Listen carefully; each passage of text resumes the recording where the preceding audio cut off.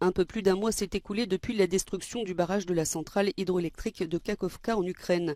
La catastrophe a changé des milliers de vies. L'environnement et l'agriculture ont subi des dommages considérables. Selon le groupe de travail sur les conséquences de la guerre en Ukraine, cette inondation est du jamais vu depuis près de 100 ans. Toute la région est polluée. Basically, the whole ecosystem of reservoir is ruined, and there is certain precondition for revival of ecosystem of the more free-flowing river. However, it's associated with the catastrophic change for all local species, with the new species that will be reestablished there, more adopted to the river, not to the reservoir.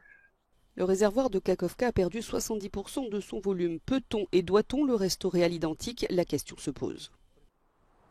It was a very inefficient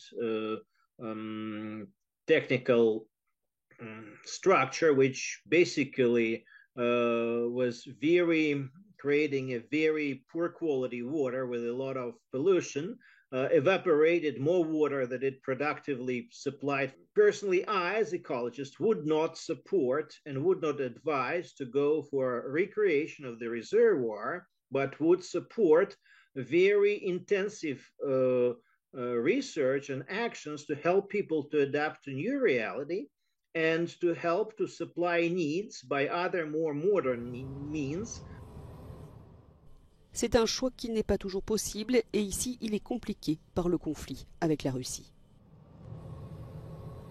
The whole idea of revival after the war, you should think how to do things better. You want to have modernization and more ecologically sustainable life after recovery.